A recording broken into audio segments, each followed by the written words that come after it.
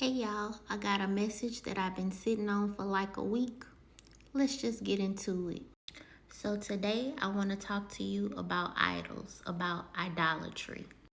When we ask God to remove idols, which could be people, places, or things that we hold close to our hearts above God, He will begin to rip the idols from what seems like our flesh, leaving tears, breaks, and pains. But God will heal it. You just have to trust the process. Have any of you been on a fast before? I have, and I can say that it's a trying process, but it's worth it in the long run. What are some purposes of fasting for the believer and for the non believer? So, some purposes may be to get closer with God to the point where you depend on Him fully, for deliverance, for a breakthrough, for purification of the body from toxins and things of that nature. I bring up fasting because a lot of us are sitting in marriages, relationships, friendships, situations that are starving for time and attention. It's like being in a drought, no rain, no water, dry desert. But I see it as God starving the idolatry out of us. And most times we wait, we pray, but we miss the whole point of the season that we may be in because we are so focused on wanting things to go right with the person we love. We focus on seeing situations turn out in our favor, and we're not looking at the bigger picture. The bigger picture may be God may be rerouting us to something else. He wants you to take that time that you feel like you're starving for affection and turn that attention to Him.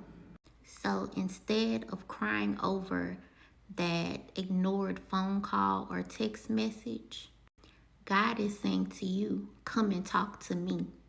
I miss you. I will never ignore you. And another thing, and I'm guilty of this myself, stop taking these kingdom spouse messages to heart, and you know deep down inside that's not the season you're in because you're setting yourself up for disappointment. Instead, ask God what He is trying to say to you. What direction do He wants you to take in your life? Now, don't get me wrong. Kingdom spouses, it's a real thing.